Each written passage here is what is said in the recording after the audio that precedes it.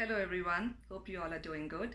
First and foremost, I would like to thank all of you for watching this video. I'm sure a lot of you watching this video will have plans to immigrate to Canada. Some of you might have even started your application process. Some of you might have received your invitation letters, and some of you might have even booked your tickets after receiving your visa stamped passports. So in this video, I'll be talking about the finance roles in Canada. So before I begin the video, I would like to give you a brief introduction about myself. I came to Canada along with my husband in March 2018, and it's almost been an year for us so far, and we have just loved our journey. The summers was really beautiful. It's very vibrant, it's very full of life, and it's really beautiful outside. And the fall season is a treat to eyes with all the multicolored trees around and very scenic and very tranquil. And the winters haven't been bad either, and if you are specifically staying in and around Toronto, I think it's beautiful, and if you really love snowfall, you would just love winters over here. I'm from finance background and I've worked for 7 years into various industries before I migrated to Canada. I'm sure a lot of you would have come across a lot of videos and blogs which talk about the immigration process to Canada, your settlement in Canada, and various other things like applying for driver's license, your medical facilities, your education for your kids, and etc, etc. But none of the videos really focus on the very important aspect for any immigrant who has come through the express entry program, that is finding a job into your own very relevant field. So in this video, I'll be talking about the finance roles in Canada. I'm from finance background and I worked for 7 years into various industries before I immigrated to Canada. In this video, before focusing on the finance industry or finance roles as such, I would like to tell that no job in Canada is a low-lying job. Even if you're working as a taxi driver or as an Uber driver, or if you're working as a technician or as a plumber, I think all the jobs are very highly respectful, and the persons working into such roles might be even much more happier than a financial analyst would be. But in this video, I'll be focusing specifically on the finance industry in Toronto and how to get into the specific finance roles over here. Toronto is the financial hub of Canada and the second biggest financial hub in North America after New York. Just a rider in the beginning of the video that when I say finance, I mean all aspects of finance, but not limited to financial planning and analysis, which includes budgeting, forecasting. Then you have your risk roles, your actuarial roles, your business and finance transformation roles, investment banking roles, and then you have your pure accounting roles, which includes your payroll processing, month-end closing, accounts receivable and accounts payable, etc. So there is a lot to talk about today. Let's first talk about the industrial outlook in Toronto region. Most of the jobs in Toronto region are in the financial services sector and are created in the following companies. The first segment is banks. The top 5 Canadian banks are the Toronto Dominion Bank, that is TD Bank, Royal Bank of Canada, RBC, Bank of Montreal, also known as BMO, CIBC, and Scotiabank. These banks are not in any order of market capitalization or market share, but these are just the top 5 banks. With National Bank of Canada being on the 6th number, but with very limited job opportunities.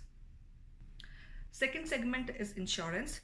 The top Canadian insurance companies are Sun Life, Manulife, and then Great West Life, which is also known as Canada Life or London Life. These insurance companies also have a significant amount of asset management business as well. In addition to these, the top 5 banks which I recently talked about, they also have a insurance business, property and casualty business, that is PNC business, and they also have asset management business as well. Desjardins is a very popular insurance brand as well, but its presence is limited to Quebec region. Then we also have certain international insurance brands like Aviva, Zurich Insurance, who also have jobs in the PNC insurance domain. In addition to the banks and the insurance companies, the third segment is of the usual big fours, I think, which like all of us know, PwC, KPMG, Deloitte, and EY. Believe me, they have a major presence in Toronto region and ample number of job opportunities. Apart from Toronto, the job opportunities are also there in Calgary and Vancouver region. The fourth key segment under the financial services industry are the pension funds. The 2 major pension funds in Canada are Ontario Teachers Pension Plan, which is called OTPP. Then it is Canadian Pension Plan Investment Board, also called CPPIB. In addition to these 2, there is also a very major pension fund company in Montreal for Quebec Pension Plan, but it has limited presence in the Toronto region.